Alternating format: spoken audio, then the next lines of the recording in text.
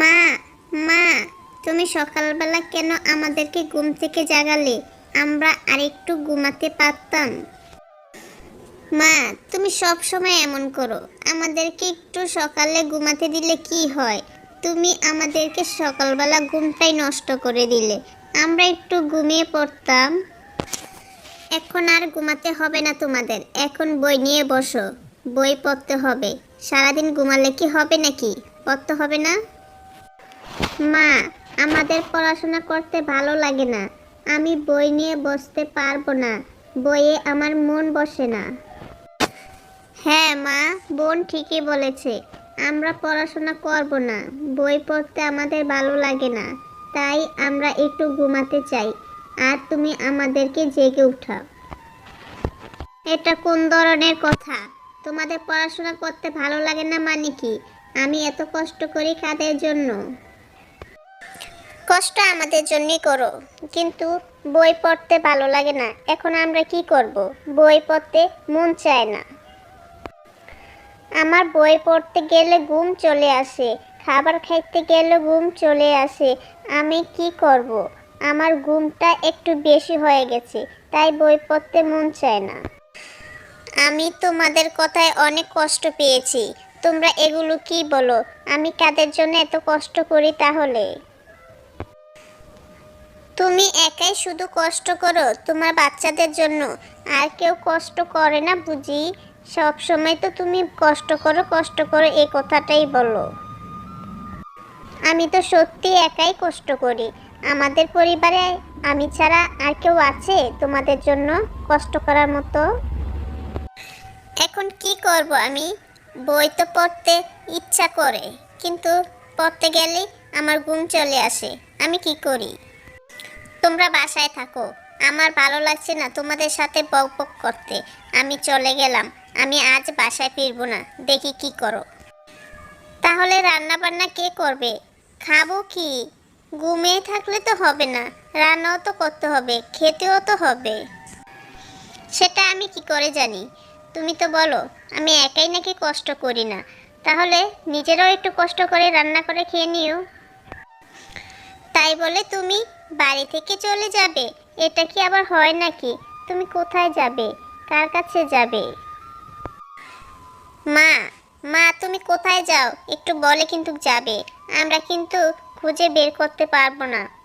তুমি যদি বলে যাও তাহলে আমরা ওইখানে গিয়ে তোমাকে বের করতে পারবো। আমি যেখানে দু চোখ যাই আমি সেখানে চলে যাব। আমি আর বাড়িতে চলে আসবো না। মনে রেখো তোমরা এখন থেকে একা একা থাকবে। কি ব্যাপার টুনি, তোমার মন খারাপ কেন? তোমার আজকাল কি হয়েছে? মনটা দেখি অনেক খারাপ হয়ে আছে।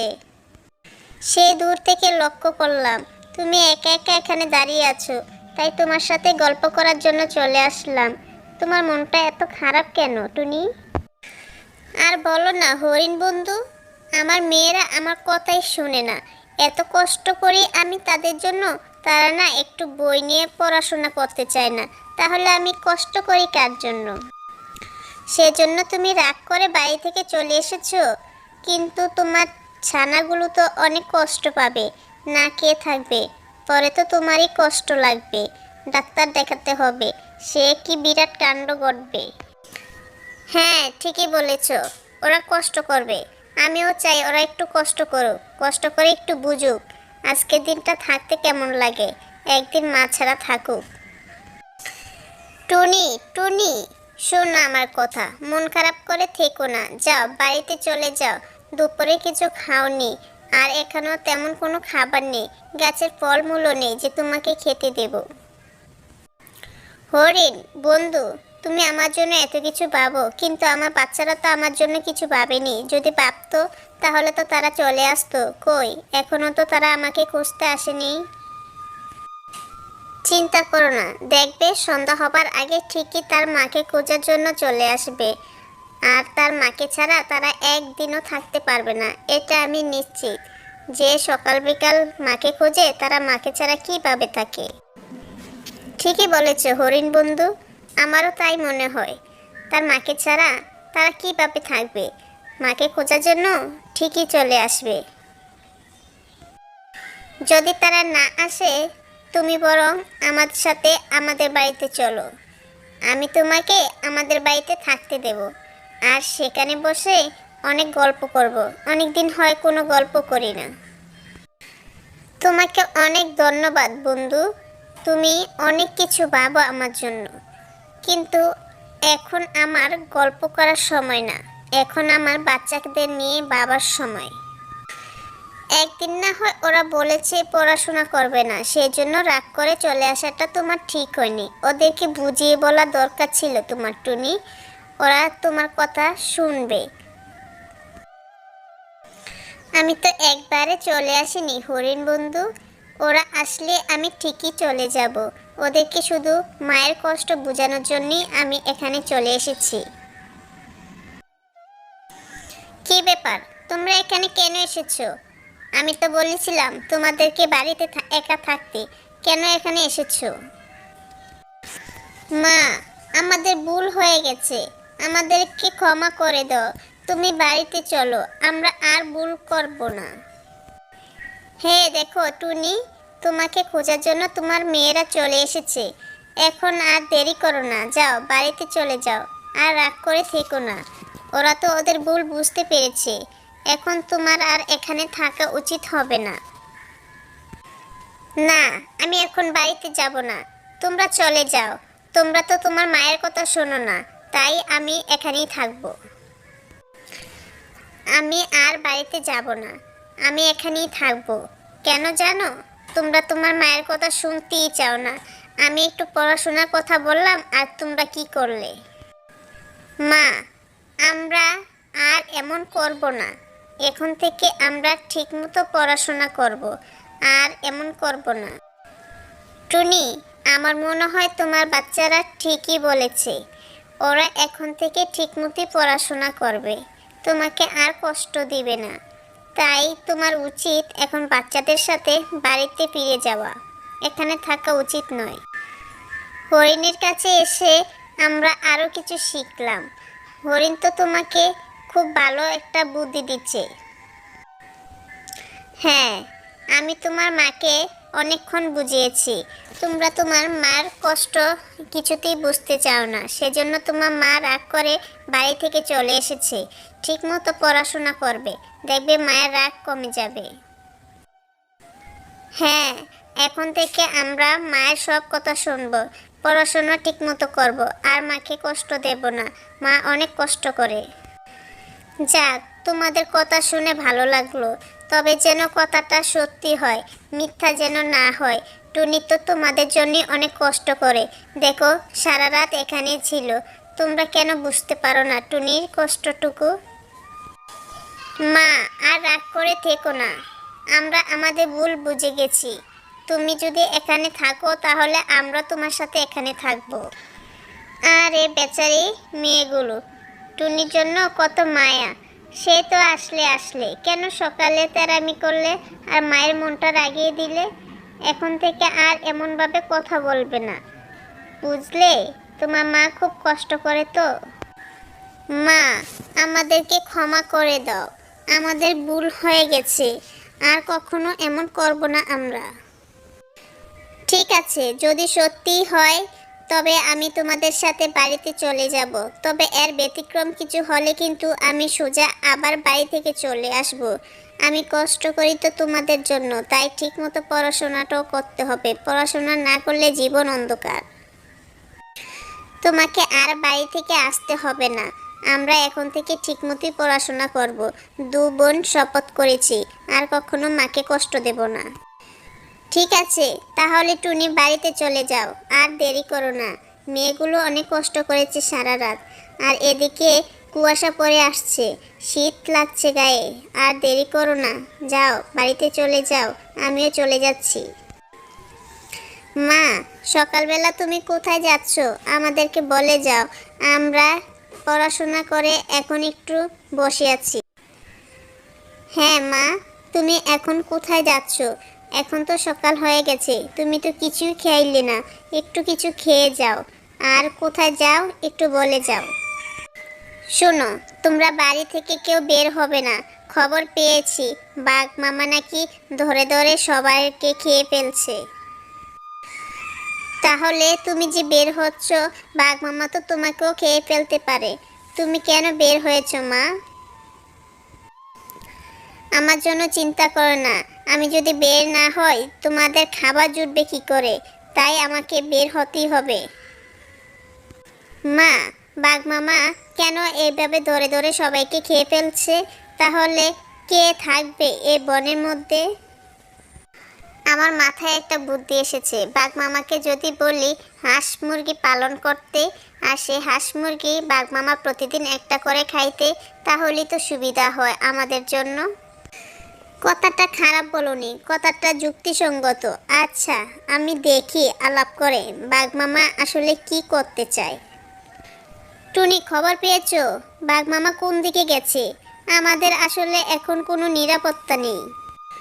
শোনো, বাঘ মামার ভয়ে এভাবে পিছিয়ে থাকলে হবে না। আমার মাথায় একটা বুদ্ধি এসেছে। আমার ছানারা বলেছে, দেখো এই বুদ্ধিটা কাজে লাগে কিনা। কি বুদ্ধি টুনি? দ্রুত বলো। আমার মাথায় কোনো বুদ্ধি আসে না। সারা রাত গবেষণা করেছি, কিভাবে উপায় বের করতে পারছি না। ছানারা বলেছে বাঘ মামার জন্য হাঁস মুরগি ব্যবস্থা করতে। আচ্ছা, আমরা সবাই মিলে যদি হাঁস মুরগি পালন করে বাঘ মামাকে প্রতিদিন দেই। কথাটা খারাপ বলনি, ঠিকই বলেছো। আমরা সবাই মিলে যদি হাঁস মুরগি দেই তাহলেই তো হয়ে যায়, আমাদেরকে আর খাবে না। কথায় কিন্তু যুক্তি আছে, কিন্তু বাঘ মামা এতে রাজি হয় কিনা সেটাই তো এখন সন্দেহের বিষয়। আমরা এখানে বসে থাকলে হবে না, আমাদেরকে এখন বাঘ মামার সাথে কথা বলতে হবে। কথা বলে দেখি বাঘ মামা কি সিদ্ধান্ত নেয়। তুমি ঠিকই বলেছো টুনি। এই ব্যবস্থা না করলে আমাদের কাউকেই তো বাঘ মামা ছাড়বে না। সবাই তো একদিন না একদিন বাঘের পেটে যাবে। আচ্ছা ঠিক আছে, তাহলে আগামীকালই চলো, আমরা বাঘ মামার সাথে কথা বলে দেখি। তোমরা এতই যদি ভয় পাও তাহলে হবে না। তোমরা শুধু আমার পাশে থেকো, আমি নিজেই বাঘ মামার সাথে কথা বলবো। দেখি বাঘ মামা কি ব্যবস্থা নেয়। আমার মনে হচ্ছে বাঘ মামার পেটে খাবার হইলেই তো হয়। এখন আমরা থাকি আর হাঁস মুরগি থাকে, একটা কিছু হলেই তো হয়। এতদিনে কাকবন্ধু একটা যুক্তিসঙ্গত কথা বলে, আমার মনটা খুব ভরে গেল। এখন নিরাপত্তা পাবো। আমরা এতটা খুশি কেন হচ্ছি? এখনো তো খুশির কিছু পাইনি। যদি বাঘ মামা রাজি না হয় তাহলে তো বিপদ। আচ্ছা টুনি, যদি বাঘ মামা রাজি না হয় তাহলে আমাদের উপায় কি হবে? আমরা কিভাবে নিজেদেরকে বাঁচাবো? একদিন না একদিন তো মরেই যেতে হবে। গাছের ডালপালায় উঠে উঠে নিজেকে কোনো রকম রক্ষা করছি। এখন দেরি করা যাবে না, চলো বাঘ মামার সাথে আলাপ করি।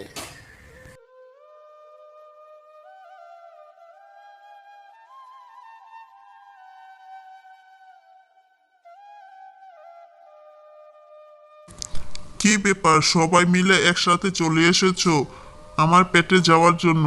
বা কি সৌভাগ্য আমার! কি স্বপ্ন ছিল আর কি হয়ে গেল! বাঘ মামা, দোহাই তোমার, আগে আমাদের কথা শোনো, পরে তুমি তোমার সিদ্ধান্ত নিবে। বাঘ মামা, একটু সুযোগ দাও। কি কথা বলতে চাও বলো? সবাই মিলে দল বেঁধে এসেছো আমার সাথে কথা বলার জন্য। কি এমন কথা বলার আছে বলো তো শুনি, দেখি কি এমন কথা। বাঘ মামা, তোমার পেটে খাবার হজম হইলেই তো হয়। আমরা সিদ্ধান্ত নিয়েছি আমরা সবাই মিলে তোমার জন্য হাঁস মুরগি লালন পালন করে তোমার পেটে দেওয়ার জন্য নিয়ে আসব। আর তুমি প্রতিদিন একটা করে হাঁস মুরগি খাবে। কি বলো বাঘ মামা, তাতে তুমি রাজি আছো? সত্যি বলতে আমারও তোমাদের জন্য মায়া লাগে। প্রতিদিন একজন একজন করে খেয়ে ফেলে তো সবকিছু শূন্য হয়ে যাবে। কিন্তু আমার যখন ক্ষুধা লাগে তখন আমি নিজেও ব্যাকুল হয়ে যাই। কাকে রেখে কাকে খাবো? তখন আমার আর হুঁশ থাকে না। তাই সবাইকে আমি খেয়ে ফেলতে চাই। সেজন্যই তো বলছি আমরা প্রতিদিন তোমার জন্য হাঁস মুরগি নিয়ে আসব। তাহলে তুমি প্রতিদিন ওইগুলো খেয়ে নেবে। আচ্ছা ঠিক আছে, আমার পেটে খাবার গেলেই তো হয়। এখন তোমরা হাঁস মুরগি নিয়ে আসো না নিজেরাই চলে আসো সেটা আমার জানার বিষয় না। যদি তোমার আমাকে হাঁস মুরগি দিতে ব্যর্থ হও তাহলে যে কোনো দিন যে কোনো কারো জীবন চলে যাবে। আমার পেটের ক্ষুধা লাগলে আমি কখনোই কারোর জন্য থেমে থাকবো না, সবাইকে খেয়ে ফেলবো। আচ্ছা ঠিক আছে, তুমি কোনো চিন্তা করো না, প্রতিদিন তোমার খাবার তোমার সামনে চলে আসবে, কিন্তু তুমি কখনো কাউকে মারবে না। ঠিক আছে, তবে তাই হোক। দেখি তোমরা আমার জন্য আর কি কি করতে পারো। আচ্ছা ঠিক আছে, তাহলে আমরা আজকে যাই। আগামীকাল তোমার খাবার নিয়ে আমরা সবাই চলে আসব।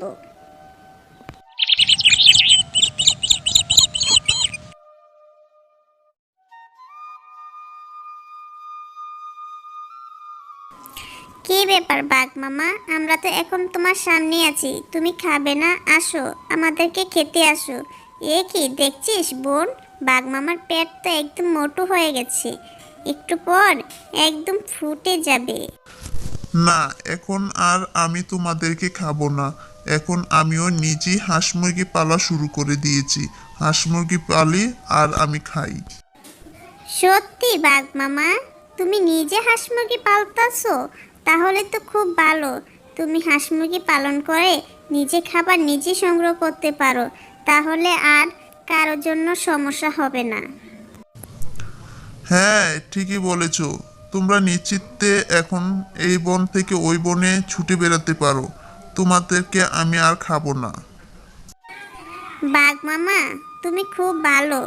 তুমি এত সহজে যে আমাদের সিদ্ধান্তটা মেনে নেবে আমরা ভাবতেও পারিনি। এখন আমাদের গর্ব করতে ইচ্ছে করে, আমাদের বাঘ মামা বনের রাজা। না, বনের রাজা আমি নই, তবে বনের সবচেয়ে গুরুত্বপূর্ণ অংশই আমার। তাই তোমরা সাবধানে থেকো।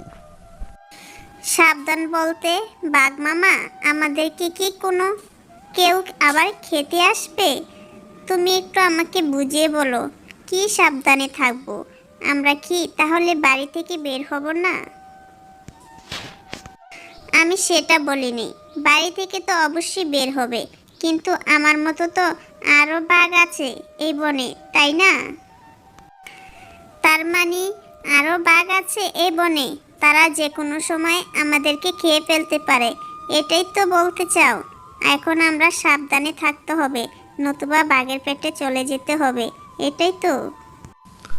হ্যাঁ হ্যাঁ, এটাই বলতে চেয়েছিলাম। অন্য বাঘরা তোমাকে খেয়ে ফেলতে পারে, তাই একটু সাবধানে থাকতে হবে।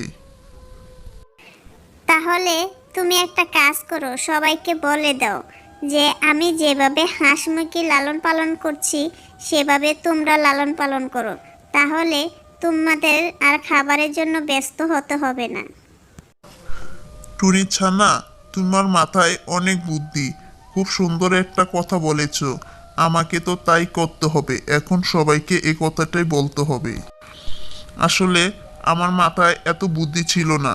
তোমাদের বুদ্ধির কারণে আজকে আমি মাথায় বুদ্ধি নিয়ে চলাফেরা করতে পারতেছি। বাঘ মামা, তোমার যদি আরো কোনো বুদ্ধি লাগে আমাদের কাছ থেকে নিও, যখন খুশি তখন ডাক দিও, আমরা তোমার কাছে এসে এসে বুদ্ধি দিয়ে যাব। আমাদের দুজনের মাথায় না বুদ্ধি কিলুবিলু করে, তুমি জানো না? সত্যি? হা হা হা হা, বড্ড হাসালে। সত্যি তোমরা অনেক বুদ্ধিমতী। সবসময় তোমরা এভাবে এগিয়ে যাও। হ্যালো বন্ধুরা, কেমন আছো সবাই? আশা করি সবাই ভালো আছো। আমাদের এই গল্পটি তোমাদের কেমন লাগলো? যদি ভালো লেগে থাকে তাহলে অবশ্যই লাইক, কমেন্ট, সাবস্ক্রাইব করে দাও। আর নতুন নতুন গল্প পেতে আমাদের সাথেই থাকো। ধন্যবাদ সবাইকে।